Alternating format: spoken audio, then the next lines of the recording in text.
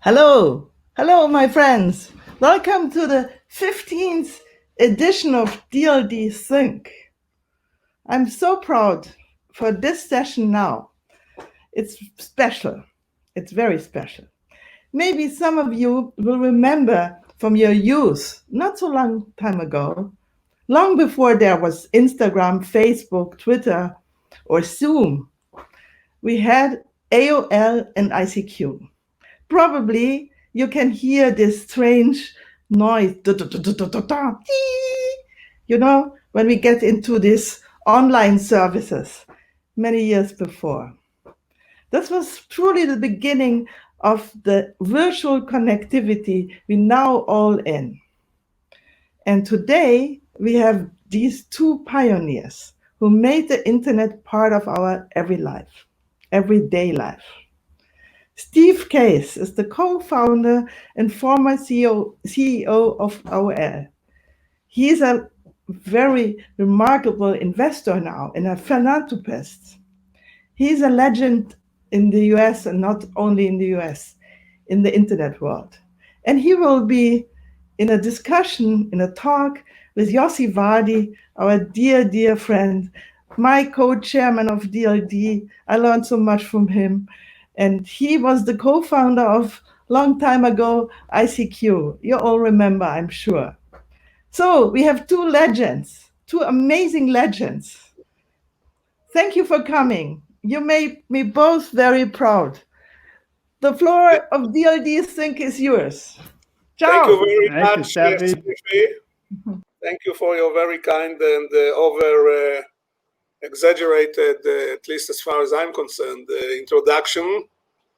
Ladies and gentlemen, I have really the pleasure to introduce to you the man who took a technological curiosity, maybe even, or some technological beginning, and turn it into a mass consumer good. If there is one guy who brought the internet to the home and make it not a tool of engineers but a day-to-day consumer good, is the gentleman who is sitting next to you. Steve, we have a lot of things we would like to cover. We want to start your journey 35 years ago, to go a little bit through AOL, but to focus on the mix of different things you are doing today, from investment, health, and philanthropy, and helping young people all over the world. So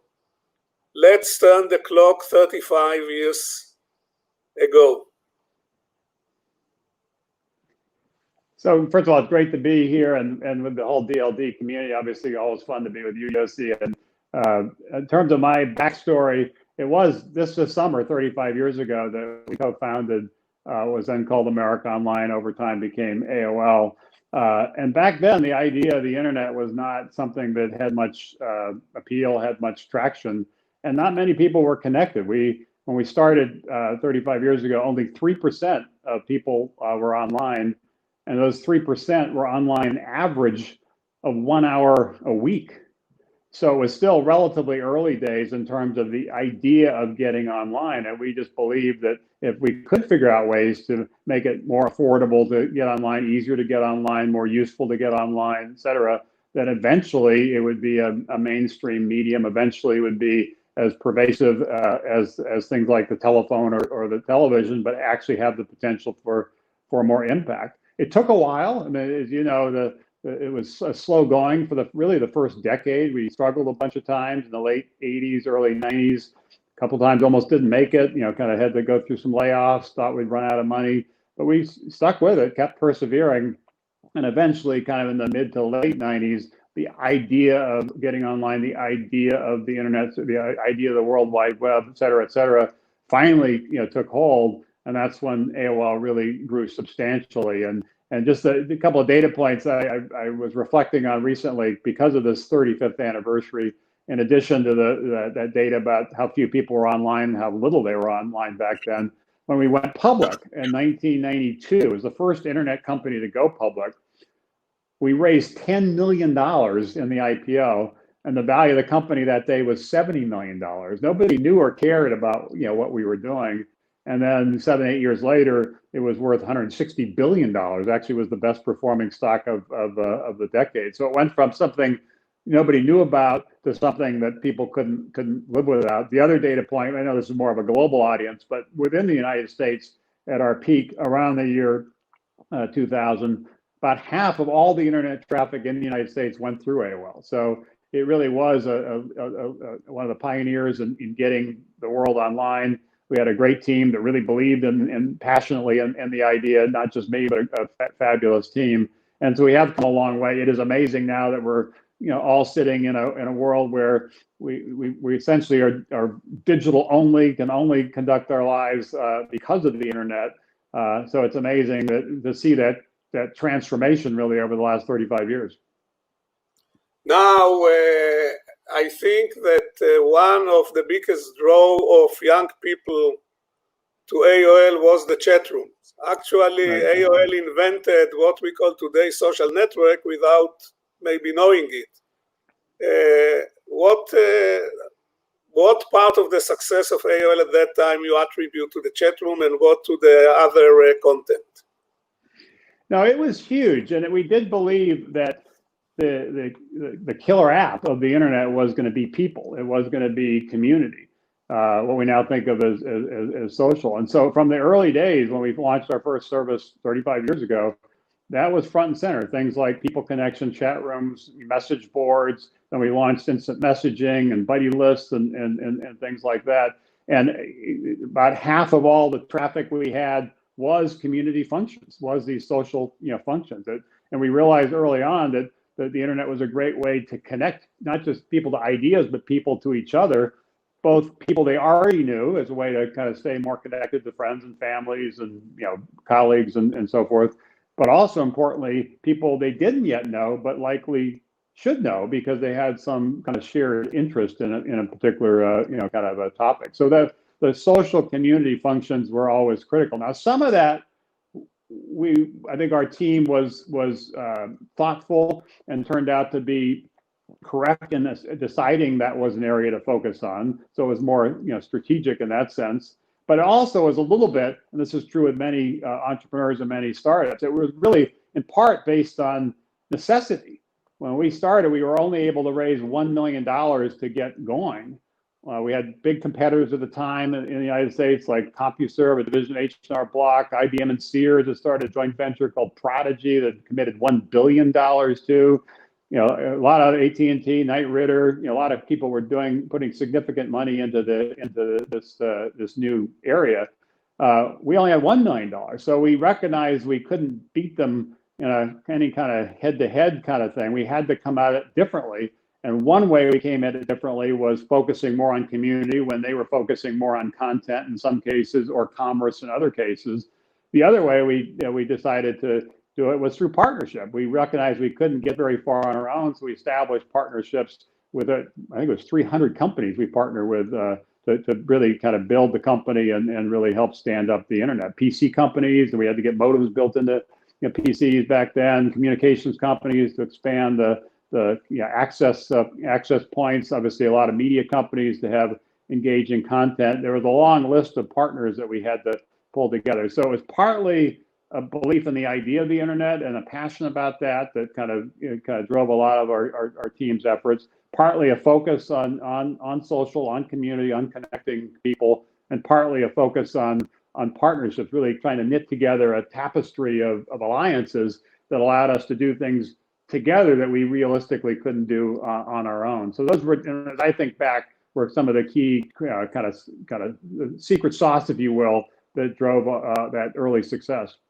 Now, please put your hand on your heart and look deep into my eyes and tell me the truth. What percentage of the success you attribute to luck? Oh, of course.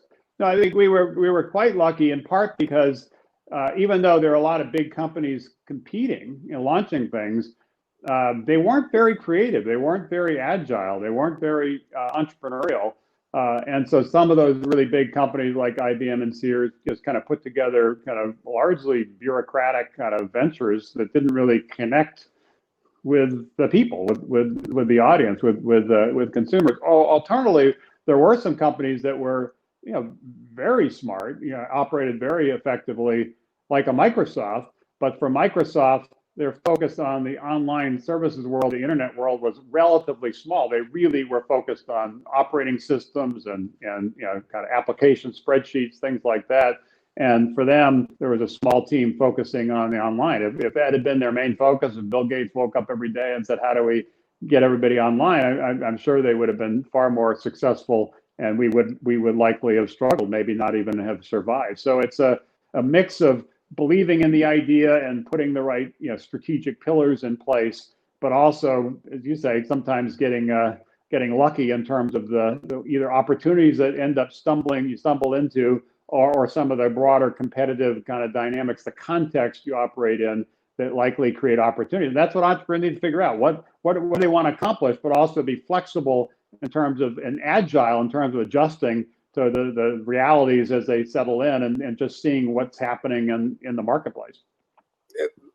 Can I ask you a personal question? How old you were? You don't have to tell me how old you are now, but how old you were 35 years ago? Well, I'm 61, almost turning 62. That's no secret, because people could find that out in 2 seconds. So I was 26 when we started. So that's also an interesting story, because I mentioned we went public in 1992. About 6 months before we went public, the board came to me and basically said, we think Wall Street is not going to be open to investing in a company in a new space, because back then, again, the internet was still kind of more of an idea than a reality, if it's led by, I think at the time I was 31 years old, something like that.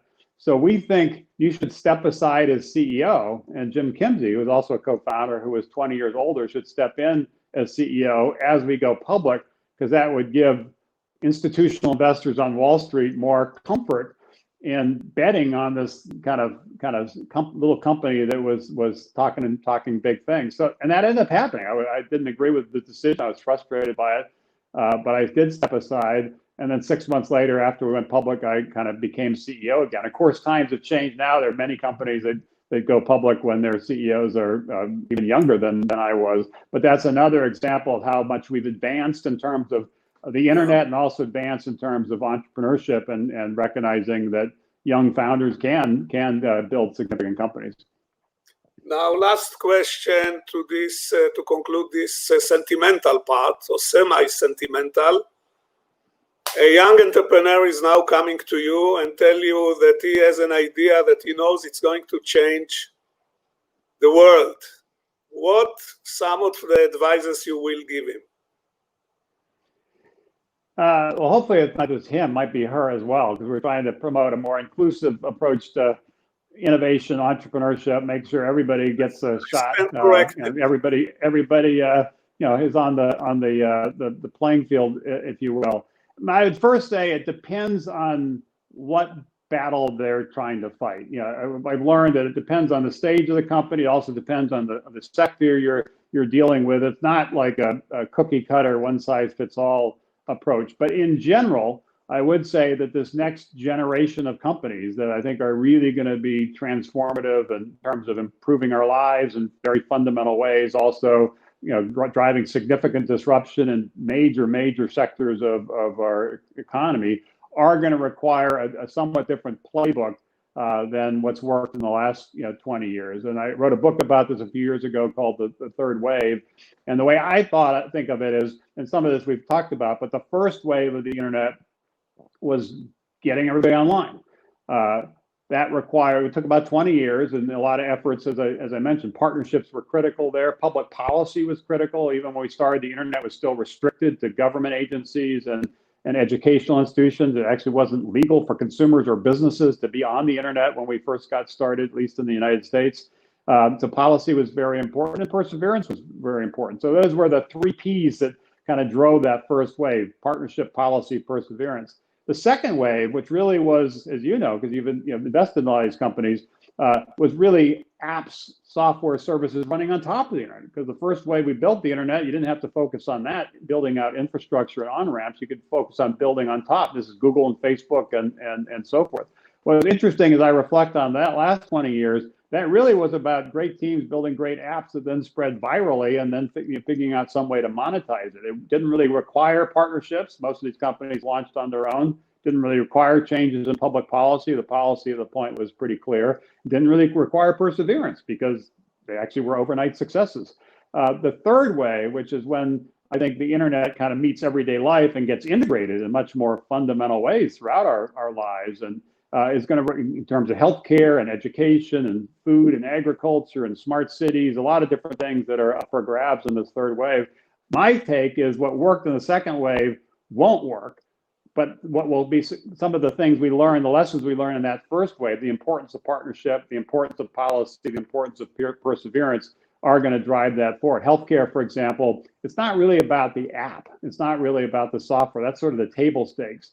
The successful kind of healthcare companies, health tech companies in this third wave are going to figure out how to partner with many other organizations, hospitals and health plans and so forth, figure out how to navigate often complicated policy kind of regulatory dynamics and recognize that system level change takes a while time. Sometimes revolutions happen in more evolutionary ways. So perseverance is going to be important. So I would listen to the idea, try to understand what they're trying to accomplish. But if it is one of these, what I call third wave sectors, I would urge them to think not just about the team they built internally, but the network they build around them, the alliances, the partnerships they build around them, to recognize that obviously the technology, the coding, other things are critically important, but that's really the starting point. The success in really creating systems level change by integrating it in fundamental ways, which requires perseverance, is going to be where it's critical. And they also have to be more sensitive on policy issues. We're in a phase now where you can't just, even if you want to, and a lot of entrepreneurs just don't want to deal with government because it gets frustrating and slows them down. I don't think that's realistic if you're really trying to revolutionize healthcare or some of the other things that are now up for grabs. So I think this is a very exciting time. A lot of progress was made in the first wave of getting everybody online. A lot more progress made in the second wave and building the apps and services that we all use every day. But in some ways, the third wave is the most important one, because the most important aspects of our lives, how we stay healthy, how we and our kids learn, how we move around, how we think about cities, how we think about kind of climate and sustainable issues. Those are the industries, the sectors that are really up for grabs in this third wave. And if people have this different mindset, have this different understanding, and recognize some of the things I just talked about, partnership, policy, perseverance, I think they have an opportunity to really do some amazing things and build some incredibly successful, valuable, impactful companies. Okay, let's jump 35 years ahead and tell us a little bit what keeps you busy these days. Well, the main event for me, I started about 15 years ago after we merged with Time Warner. I stepped aside as CEO. I started an investment company called Revolution that is based in Washington, D.C. And that has now evolved to being an investment platform. The sort of the centerpiece of it, if you will, the flagship is Revolution Growth, where we have a couple of growth funds, about $1 billion under management there, where we're backing companies that are in that scaling stage across a number of different sectors. I'll give you a couple examples in the health space, because we were just talking about it.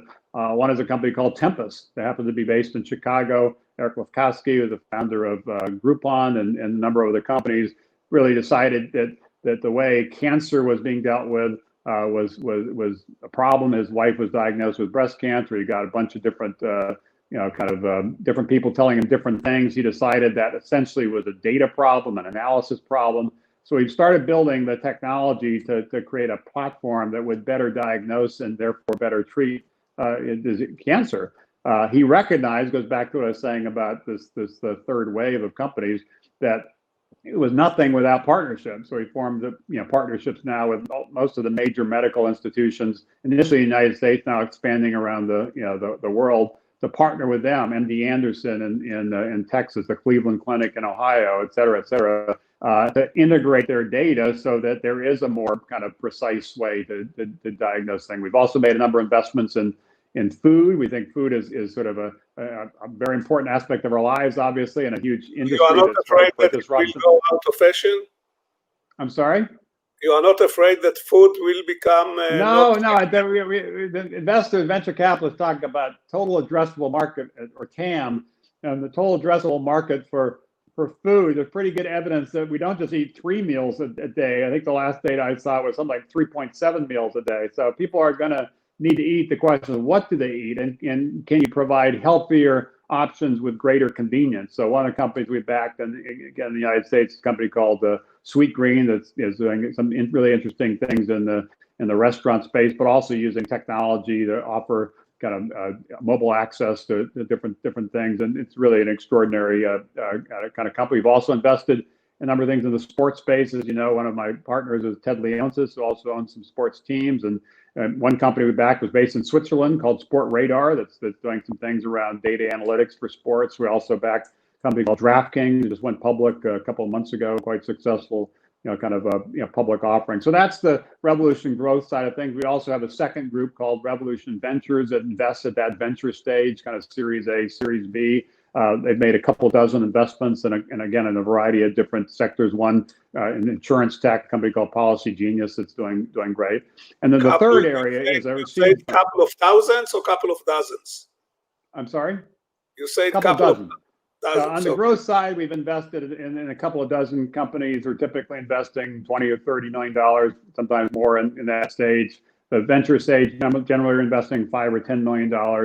The third stage is where we've been more active, which is a seed fund we call the Rise of the Rest. And in the United States, right now, 75% of venture capital dollars go to just 3 states, 3 out of 50 states. California, New York, Massachusetts get 75%. So some big states, Virginia, Ohio, Michigan, Illinois, et cetera, each get about 1%. And so our effort with Rise the Rest is to back entrepreneurs all across the United States, but not in places like Silicon Valley or New York City, where there is already a lot of capital. We're investing in places like Detroit and Des Moines and Minneapolis and Atlanta and New Orleans and cities like that.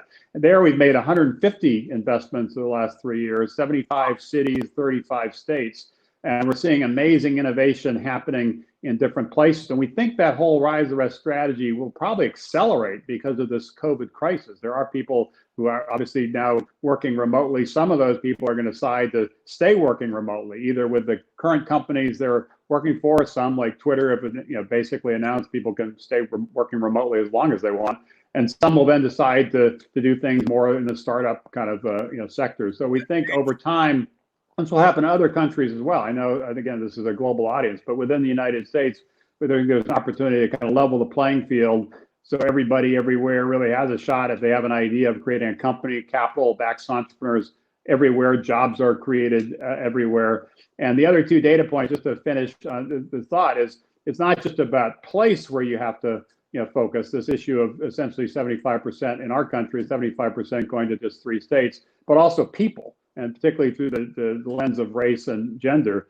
Last year in the United States, less than 10% of venture capital went to women, even though women represent more than 50% of the population.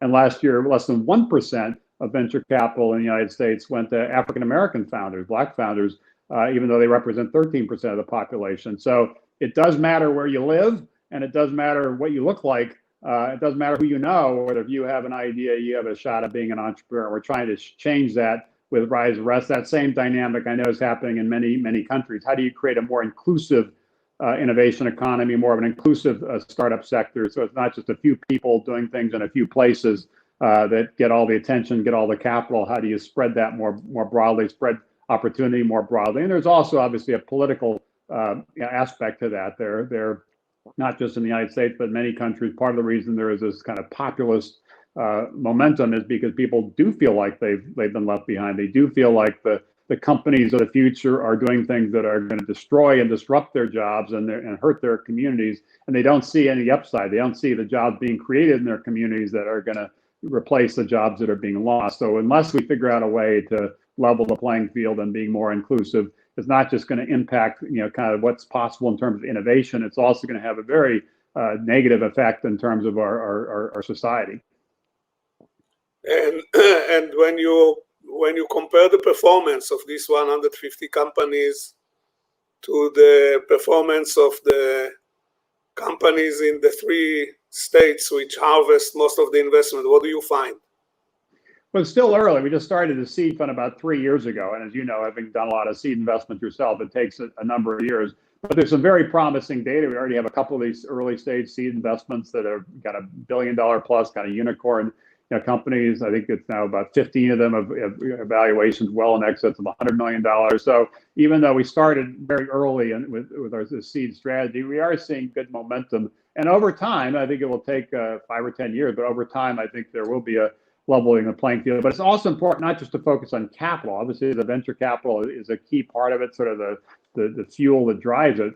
But because, and this is true in many countries, not just the United States, but because all the capital is in a few places on the coast, a lot of people who grew up or went to school in other parts of the country feel like they have to leave there because there's no opportunity there and they have to go someplace else. So there's been a massive brain drain in terms of talent.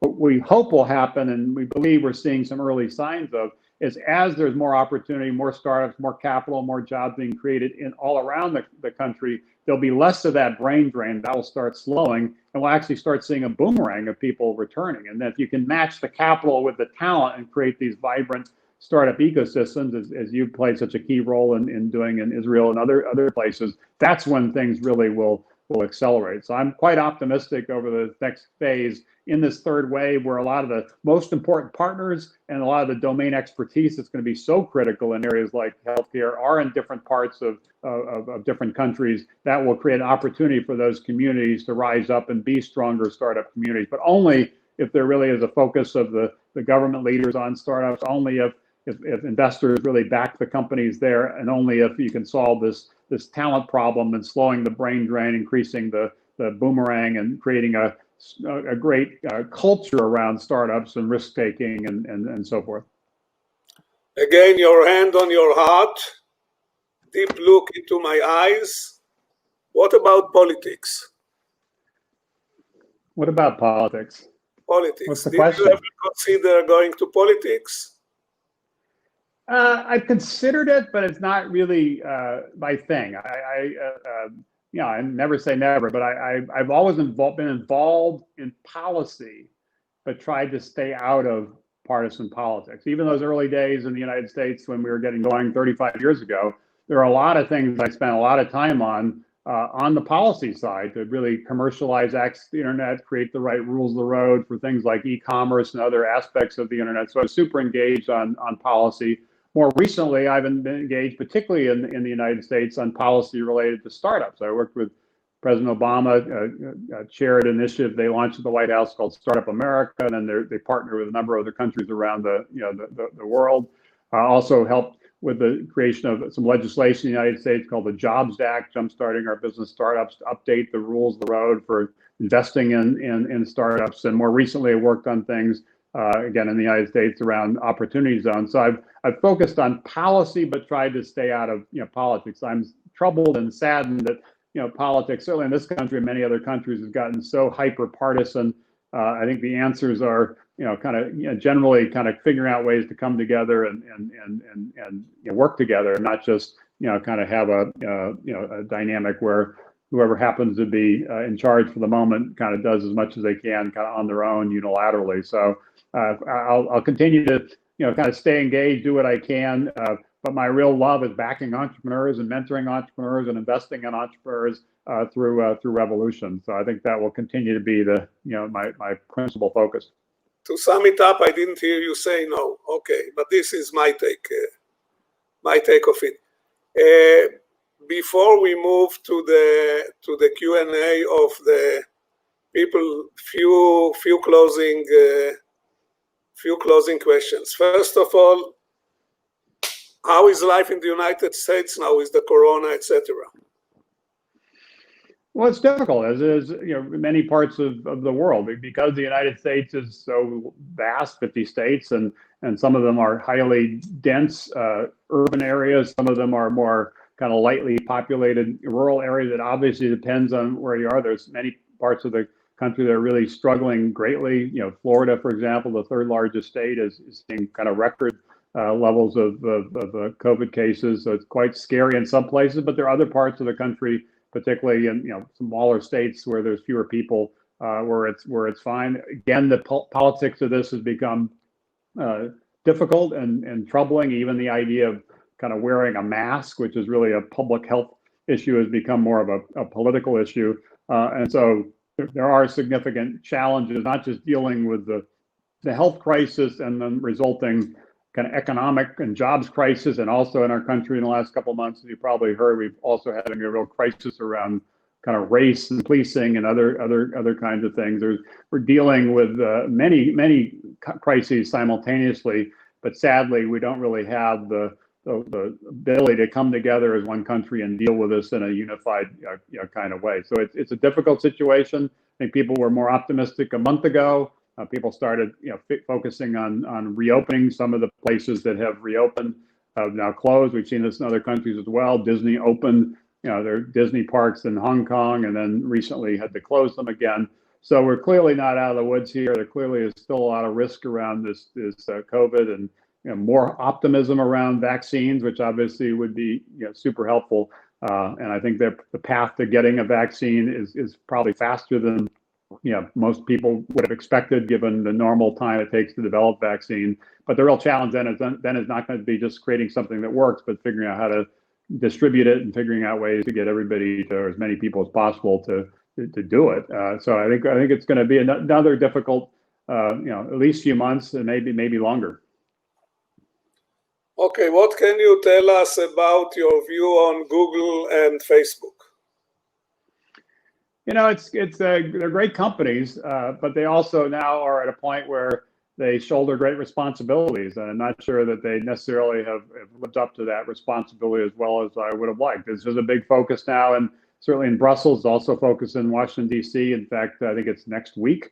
The CEOs of Amazon, Google, Facebook, and Apple are all testifying in Congress, which will be pretty interesting to see those folks essentially talking to Congress about things. There are concerns that maybe they've gotten too big and powerful. Maybe they do chill kind of competition in their sectors. Maybe they do have an implication in terms of privacy risk, even impact on elections and other kinds of things. So I think there's a lot more scrutiny now than there was maybe even a couple of years ago, which I think is healthy. I kind of saw this coming. A few years ago, I did feel like kind of Silicon Valley in some ways had probably peaked, and the power of some of these companies was really extraordinary. Again, hats off to them. They're extraordinarily impressive companies that have extraordinary successes and do provide huge benefits to us as people and to our communities, to our society, to our countries. But they also,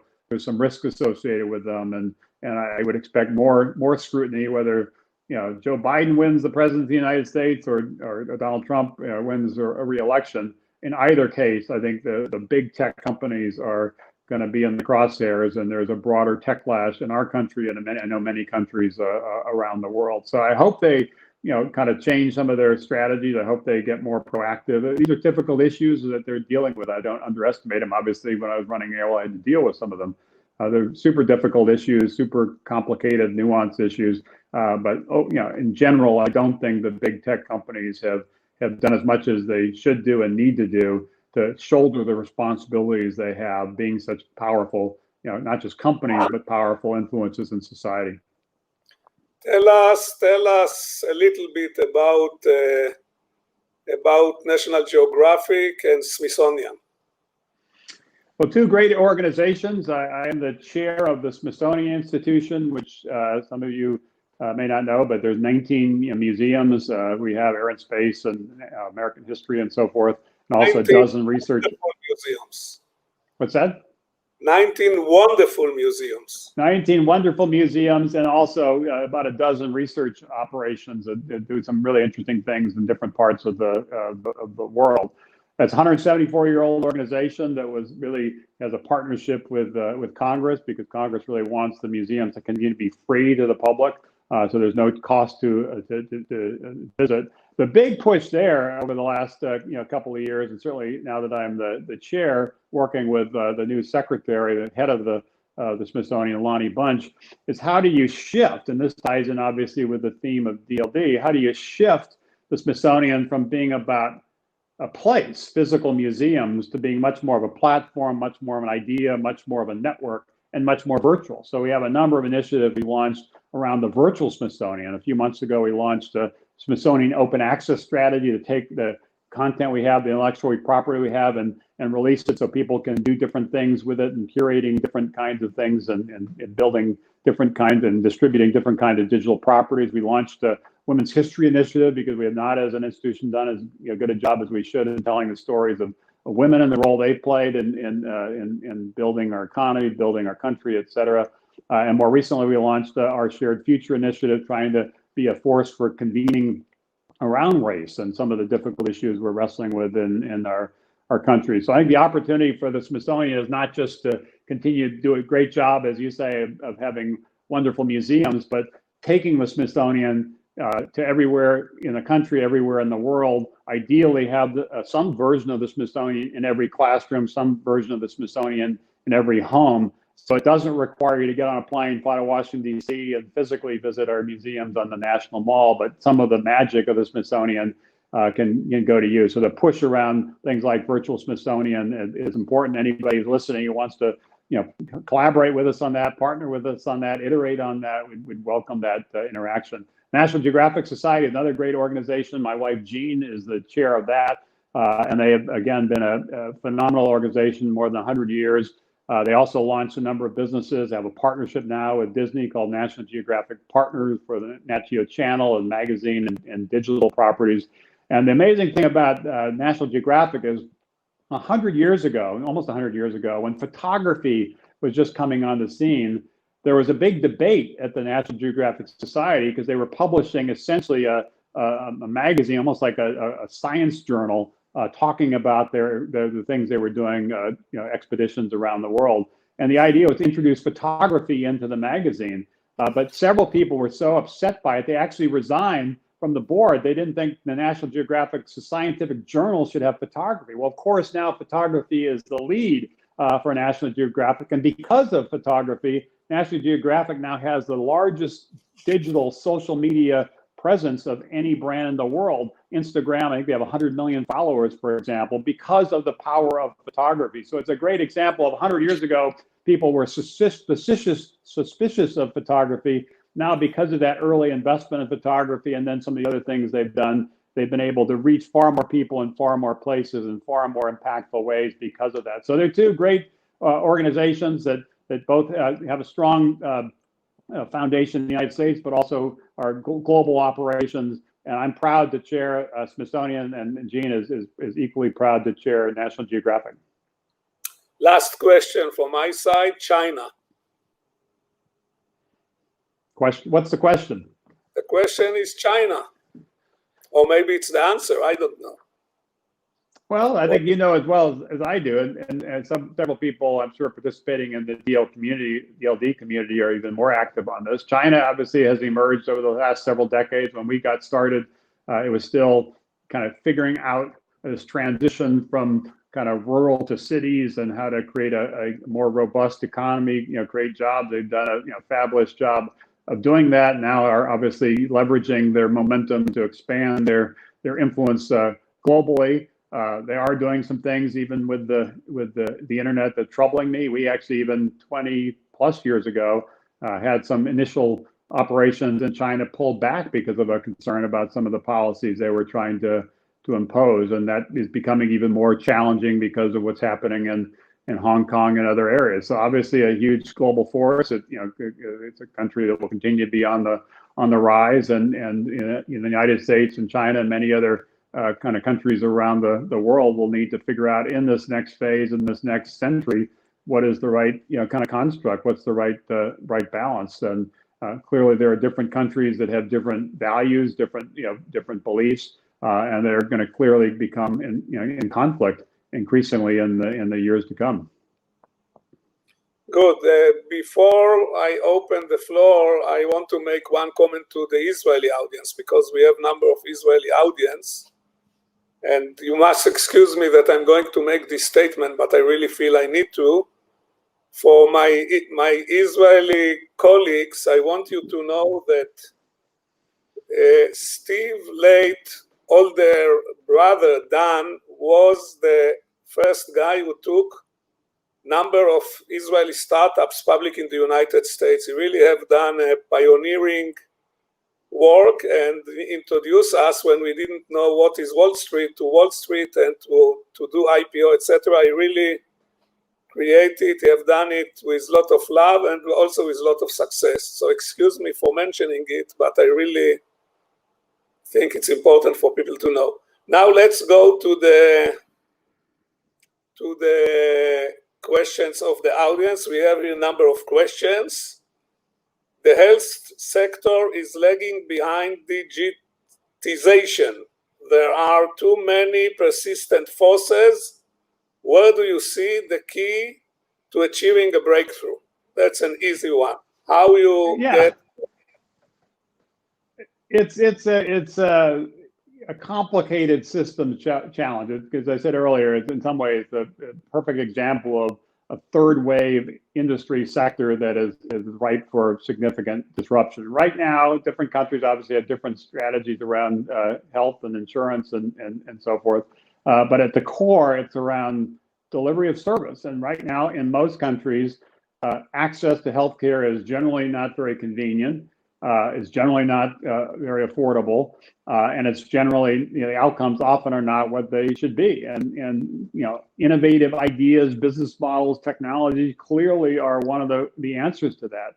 I'm optimistic that some of the things that we've seen, including some of the things we've backed at Revolution. I mentioned this company Tempest in the oncology space. We also backed a digital telehealth company called Talkspace, and then focusing on the mental health area. There's now more interest in what they're doing, almost an acceleration in what they're doing, in part because of COVID. If you're not able to physically have a visit to the doctor, then you have to embrace kind of more virtual technologies. That was something that some doctors resisted, some patients resisted, but in this last several months, they've had to embrace that. Once they embrace that, they realize actually maybe it does work pretty well. And we've seen similar dynamics in terms of remote working and therefore we're rethinking what offices will be like in the future. We've seen some examples of that in terms of distance learning and other kinds of things. So healthcare is hard, and it's a complicated structure, systems architecture, if you will, with a lot of forces that that do want to protect the status quo,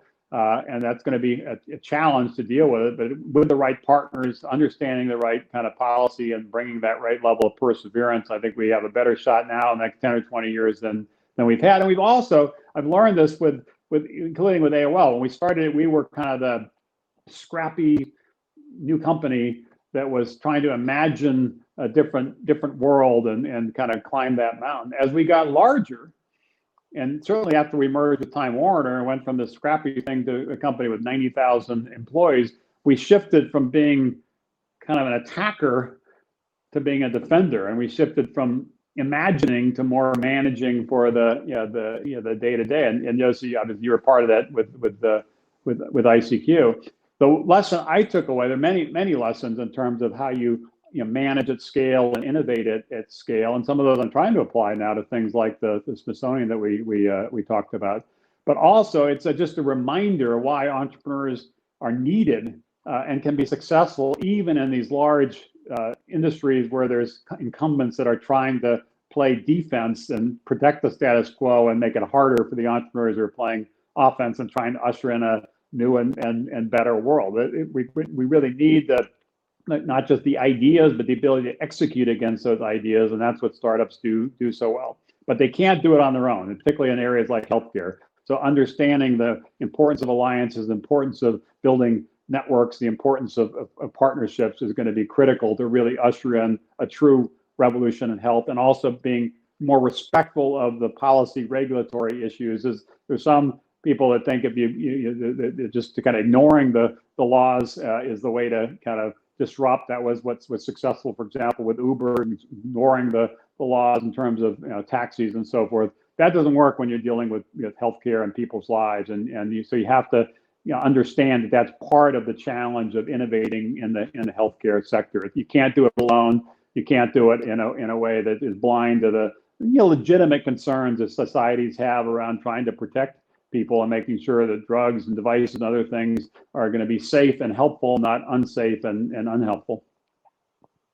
Yeah, you know, the whole issue of alliance of small company and big company, I think today there is more interest, understanding to the mechanism, but still, as you and I know very well from our joint experience, not everybody in the organization is accepting it. You know, you have the issue of big companies of not invented here, etc., etc. Do you think that big companies are more open today? And I'm not talking to companies in the internet. In the internet, sure, we know that all the big companies are looking to the small companies, but in more traditional areas, do you see today a better understanding from the side of the big companies to the potential contribution of smaller companies?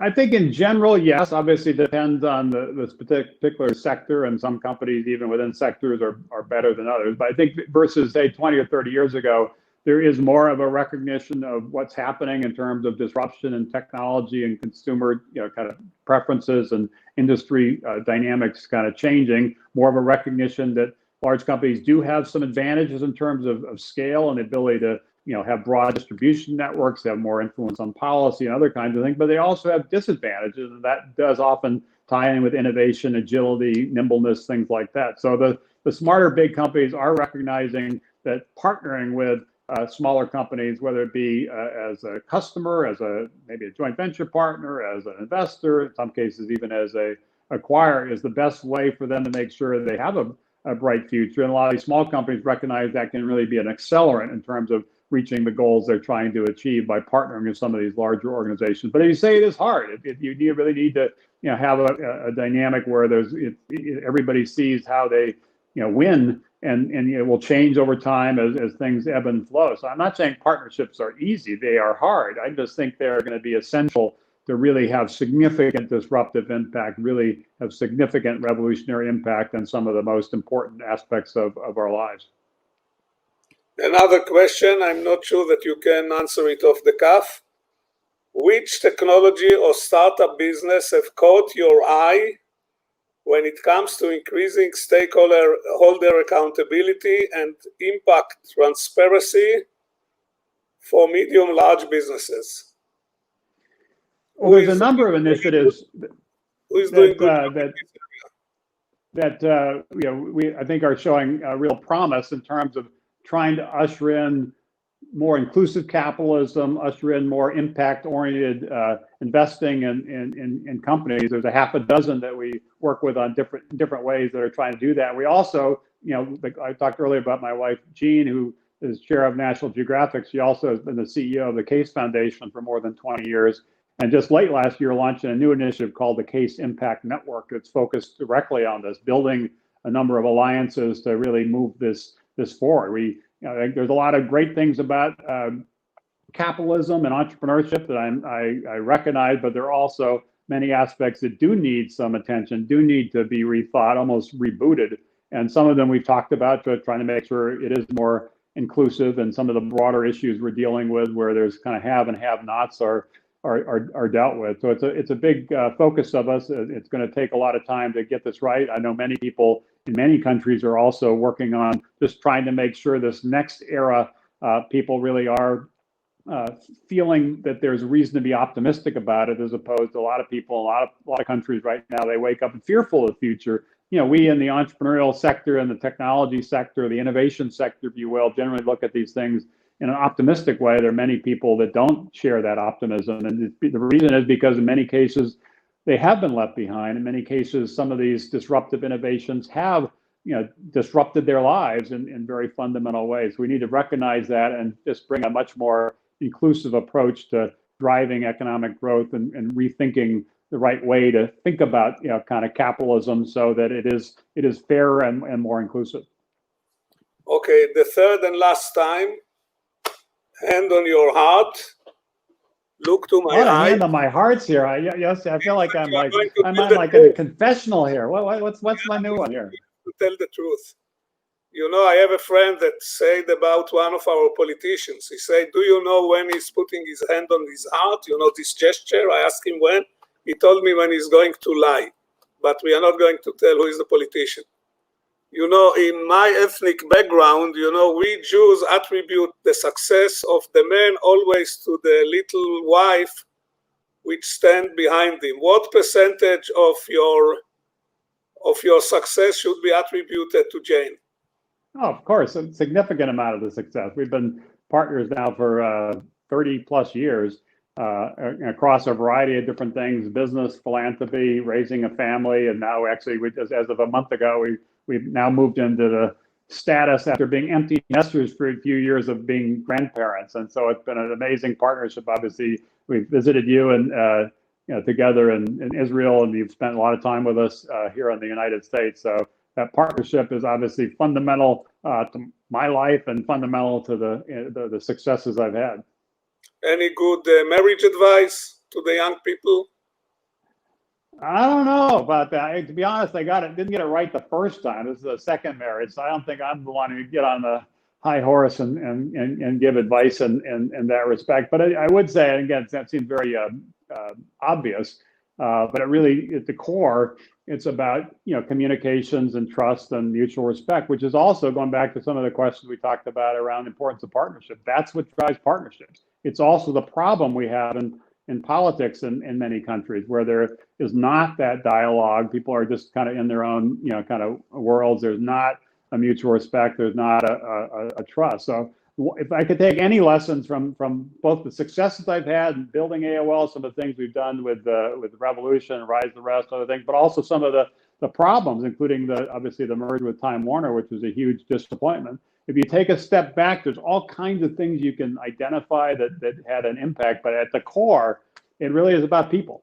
If you have the right people focused on the right things, working together in a right team dynamic and really kind of trusting each other, anything is possible. If you don't have the right people, or they're not in the right seats on the bus, or they're not really communicating in that way, and they're not really kind of trusting each other, respecting each other, it's almost impossible to have any success. So the big advice, whether it be to a young entrepreneur starting or just anybody, ultimately it comes down to people and trust and relationships and spending more time on it. That's different, by the way, of networking. With sometimes networking sounds more transactional. You have a specific goal. You're trying to further your career in some kind of way.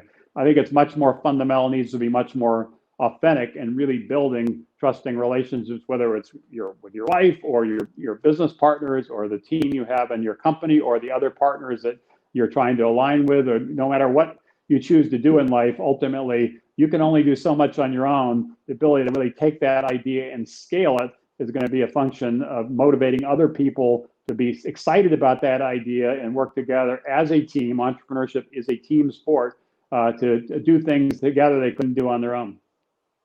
Good. I know the question for our next year meeting, because we are doing it like every 1 or 2 years. This will be how you define what is the right people. But unfortunately, our time is over. I want to give back the control to Steffi. Steve, it's always a pleasure to host you, and you know how much I personally in depth to you. So it's really, for me, was really great to see you again, and my best regard to Jane. Steffi. Thank you, Yossi. It's always fun to be with you. And also, I remember fondly the times we spent together in now 25 years ago when you're just getting going with ICQ. I'd be traveling anywhere in the world, Davos or other things, and Yossi would slide me a little piece of paper with the latest statistics on how ICQ was doing, just kind of getting under my skin. And eventually we realized it was a powerful idea, powerful product, and we did acquire ICQ, and that's when Yossi and I started working together in a much more fundamental way. So it's been a wonderful journey over many years, and thank you, Yossi, for being such a great friend, and thank you, Steffi, as well for making this possible. Thank you. You said it's all about people. You are truly wonderful people. You made the last hour, you made my day. Thank you for your friendship, Yossi. Thank you for your friendship, Steve. I'm very proud that you've been at DLD Sync. I think we learned a lot. We learned that optimism, perseverance, imagination, creativity, and courage should And play a luck. big role in our life. Thank you for And this. Thank you all. Stay safe. Goodbye. Stay safe. We love you. Ciao.